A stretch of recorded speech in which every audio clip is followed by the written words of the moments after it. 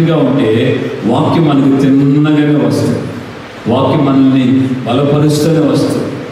దేవుని ఎడల మనం తిన్నగా లేకపోతే, చక్కగా లేకపోతే, మనం వంకరలుగా ఉన్నప్పుడు దేవుని వాక్యం కూడా వంకరగానే వస్తుంది మనకు. అంటే వంకరగానే నీకు అర్థమవుతుంది. వంకరతనంలో ఉన్నప్పుడు నీకు సరి చేయడానికి వచ్చినప్పుడు అది నీకు బాధగానే వ్యక్తమవుతుంది.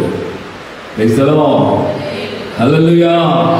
కనుక ఈ యొక్క మధ్యాహ్న వేళలో మనం దీని విషయాన్ని చాలా జాగ్రత్తగా, నేను దేవుని ఎడల తిన్నగా ఉండేటట్లుగా ప్రభువా నాకు సహాయం చేయి.